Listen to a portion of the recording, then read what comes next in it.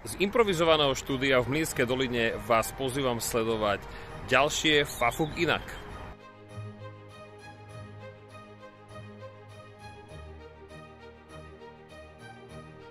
ATIP je vzdelávací projekt Farmaceutickej fakulty Univerzity Komenského v Bratislave a ďalších organizačných partnerov Slovenského spolku študentov farmácie tu na našej fakulte a spoločnosti Vorvak Pharma. Je to projekt, ktorého cieľom je pripraviť našich študentov na budúcu profesiu lekárnikov, na poskytovanie poradenskej, dispenzačnej, konzultačnej činnosti v prospech pacientov.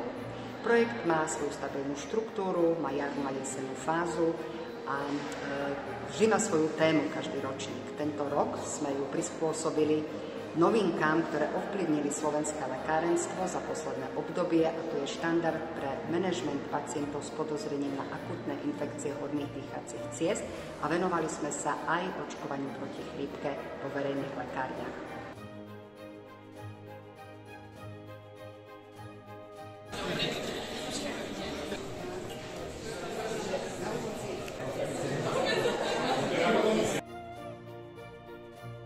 Keď vy ATIP už poznáte, vy štvrtáci, ktorí ste sa s ním trošku zoznámili vďaka videu, ktoré Dalibor Rubik poctivo točí. Je to edukačný, vzdelávací projekt. Ale ja keď vidím do sálu na tejto fakulte, tak sa zvyknem opýtať, čo vás je tu toľko. A keďže som dekán, tak v nadväznosti sa musím opýtať, niekto vás nutil sem ísť. Vy si uvedomujete, že ste v škole v čase, keď musíte sedieť? A o tom je ATIP.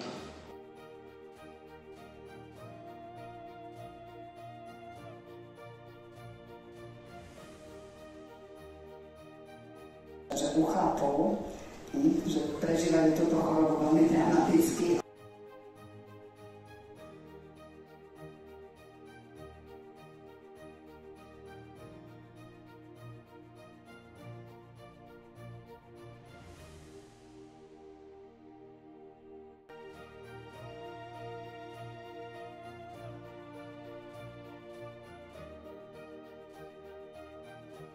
Napriek tomu, že som profesor, neznášam skúšanie medikov, to sa priznám, naozaj to veľmi nemám rád. Takže je to veľká osobnosť internej medicíny. Napriek tomu, že o tom na chladnutí povedal, že s liečbou treba 7 dní, bez liečby týždeň, no to veľmi nie je pravda. Ja vám to ukážem, že vieme skrátiť trvanie.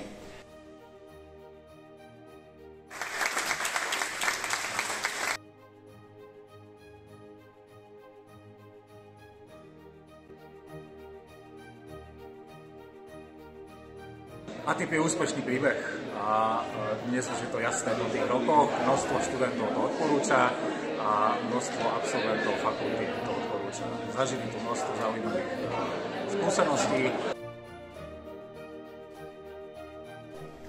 Prezidentom tejto spoločnosti je práve pán profesor Jeseniak. A to minimálne, čo som ako dekán vedel urobiť, že som sa dal zaočkovať a že som teda bol ochotný sa pri tom vyfotiť. A aspoň ja z mojej skúsenosti vidím, že tento pozitívny príklad funguje. Máme prednášky, za bohatú diskusiu a za všetko úsilie, ktoré ste vložili do príprav tohto ročníku. Všetko to musí dokopy dávať zmysel a o to sa celých 10 rokov snažíme. A dnes je to excellent par excellent, to, čo sedí pred vami, tak si to tak zapamätajte do života. Oni urobili ten veľký diel v tejto téme určite. Toto, čo sa tu dnes prerozprávalo, posúva medicínu, ktorá je založená vždy na tom, aby každý zdravotnícky pracovník do toho pristal tým svojím dielom.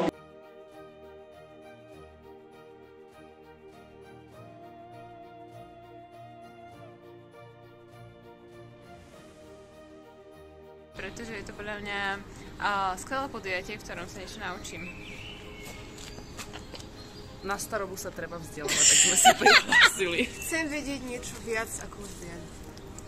Vzdelávam sa a dievčatá ma dorúčili. Lebo sa radi vzdelávame. Som sa cítila premotivovane v tú chvíľu, tak som sa prihlásila. Ale neľutujem to. A počuli sme dobré recenzie od starších študentov. Juraj, ty si sa prečo prihlásil na ATIP? Pretože mi to prišlo ako dobrá nejaká akcia, ktorá by ma mohla obohatiť v rôznych veciach a rôznych smeroch. Aby som sa naučila niečo nové a vyskúšala niečo nové.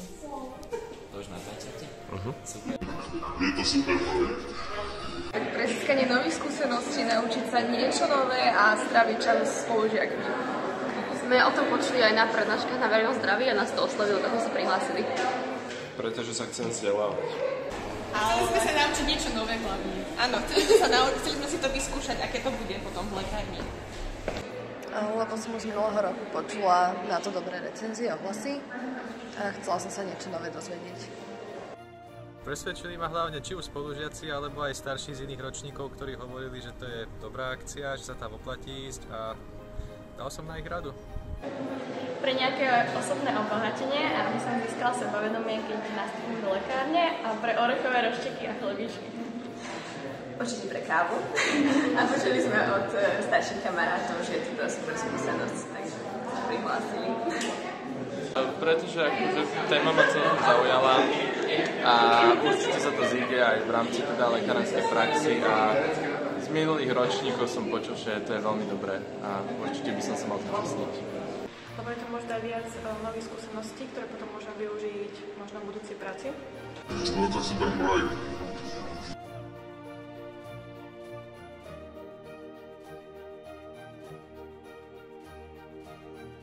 Mám nejaké úry, hej, úplne to povedať ľudovo samozrejme, a potrebujem od vás, aby ste mi niečo poradili, lebo nemám čas ísť k kožnému lekárovi.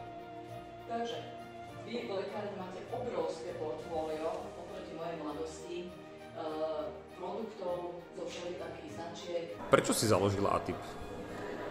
Vznik ATIPu je možno náhoda, ale neverím, že náhody existujú len tak. Samozrejme, že asi musí byť nejaké nastavenie, nejaká myšlienka a to, že ako sa tá myšlienka zhmotní, je už potom možno vecou aj náhody natrafiť na správnych ľudí, ktorí sa k tej myšlienke pridajú. A ja som mala to šťastie, že som na takých ľudí narazila, že so mnou tú myšlienku zhmotnili, pretože som nemala konkrétnu predstavu, bude to tak a tak, tá predstava sa vytvárala. Ja som mám prísť do intimnej zóny. To je faux pas, veľké faux pas. Nesmiete to robiť s kľúčom. Ako si sa cítil? Nekomfortne. A ja sa vôbec neviem, ani mne to nebolo príjemné.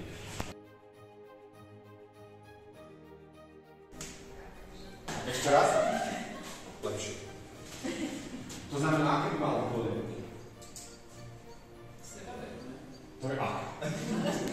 A dokážete v danej chvíli, keď ste už proste pred tou erupciou, zastaviť a udržať tie emócie v sebe, je to minimálne vec, ktorá funguje u mňa. Ak funguje u mňa, bude fungovať určite aj u viacerých ľudí.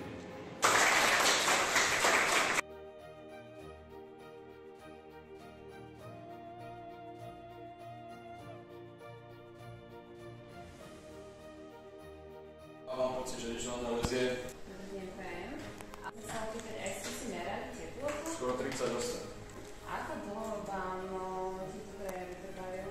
Aj nejaké problémy hrdle alebo uchatnosť? Aj kašel mám taký, že však počkať, ja mám predsediem. Taký jasný. Taký súkražný. Áno, také to je. Niečo sa nám to rozbieha. Mohli by sme dať niečo na posilnenie imunity, ako je zino? Takže pacientovi sa pomohla. Je niekto z vás, ktorému tam niečo chýbalo? Alebo niekto, čo by ste odpočuli inak? Asi COVID. A poprosím vás respirátor, keď myslíte, že máte COVID. Aj, to sa ešte nosí, nie? Tretí deň kašlem a hrdlo ma bolí, dokonca viac mám pocit, že tam je to v jednej strane. Môžem sa opýtať, odkedy vás trápia tieto symptómy? To má aj také, volá sa to, že... Ale minulý mesiac toho skončila aj platnosť použitia, tak neviem, či to ešte môžem... To už je našie vysúdiť. Nie? Nie. Po platnosti. Keď môžete dojsť do lekárne, keď už máte po platnosti a my sa to už bavíme potom. Ale ešte sa musím spýtať, že nie ste náhodou tehotná, alebo tak? Ja som muž, ale nie som tehotná. Vy by ste ma vykupoval úplne z peňaženky, úplne. A Zino toho počas covidu hovoril, že treba stále dávať, Zino? Viete, čo to je najlepšie počas roka doplňať? Tak priebežne, keďže teda my to prirodzene nemáme v strave. Až by teda neprešli tie príznaky do nejakých 3-4 hodín, tak určite za lekárom, ak by sa to zhoršilo. máte suchý kašel alebo vykašľiavate nejakého vínu? Asi takéto, no, tie veci.